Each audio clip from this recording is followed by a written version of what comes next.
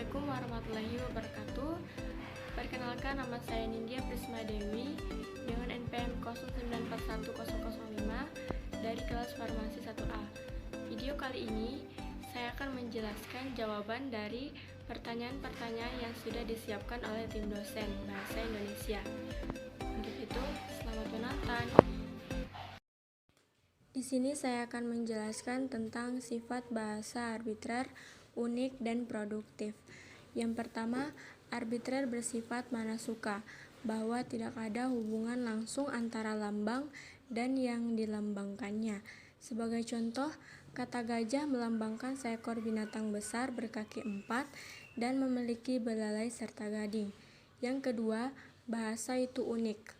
Artinya, mempunyai ciri khas yang spesifik yang tidak dimiliki orang lain.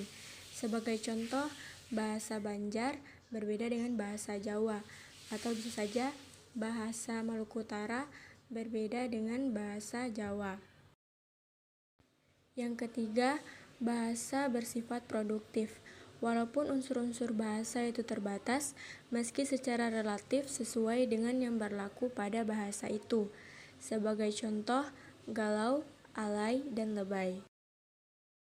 Selanjutnya, bahasa Melayu disebut sebagai cikal bakal bahasa Indonesia karena bahasa ini sudah menjadi lingua franca atau bahasa pengantar di wilayah Indonesia dan Asia Tenggara sejak ribuan tahun lalu.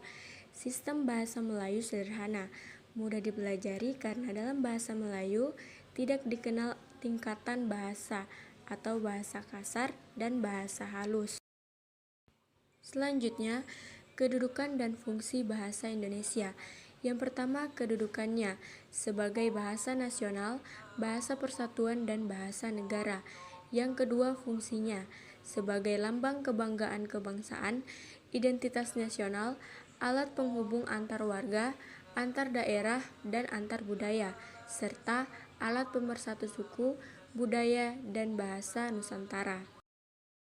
Selanjutnya, ragam bahasa diantaranya ragam bahasa lisan adalah ragam bahasa yang diungkapkan melalui media lisan, terkait oleh ruang dan waktu, sehingga situasi pengungkapan dapat membantu pemahaman dan didukung oleh situasi pemakaian. Karakteristik ragam lisan yaitu berlangsung cepat, kesalahan dapat langsung dikoreksi, dan sering dapat berlangsung tanpa alat bantu. Sebagai contoh, pidato, ceramah, sambutan, berbincang-bincang, dan masih banyak lagi. Yang kedua, ragam bahasa tulis adalah bahasa yang dihasilkan dengan memanfaatkan tulisan dengan huruf sebagai unsur dasarnya. Karakteristik ragam tulis yaitu berlangsung lambat, selalu memakai alat bantu, dan kesalahan tidak dapat langsung dikoreksi. Sebagai contoh, surat, karya ilmiah, surat kabar, dan lain-lain. Selanjutnya saya akan menjelaskan tentang hiperkorek, pleonasme, dan kontaminasi. Yang pertama, hiperkorek adalah kesalahan berbahasa karena membetulkan bentuk yang sudah benar sehingga menjadi salah.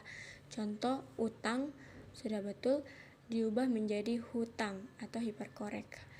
Yang kedua, pleonasme adalah kesalahan berbahasa karena kelebihan dalam pemakaian kata yang sebenarnya tidak diperlukan. Contoh, dia turun ke bawah. Kata turun pada kalimat tidak perlu ditambahkan kata ke bawah, karena turun sudah pasti ke bawah. Yang ketiga, kontaminasi adalah penggabungan beberapa bentuk kata, frasa, susunan, dan kaidah bahasa yang satu dengan bahasa lain, sehingga menimbulkan bentuk baru yang sebenarnya tidak lazim. Contoh, menyuci yang merujuk pada kata mencuci. Dalam kaidah bahasa Indonesia, tidak dikenal prefiks nasal, melainkan ada prefiks men, atau contohnya baca menasal, sehingga bentuk bakunya adalah mencuci, bukan menyuci. Sekian dari video saya. Terima kasih.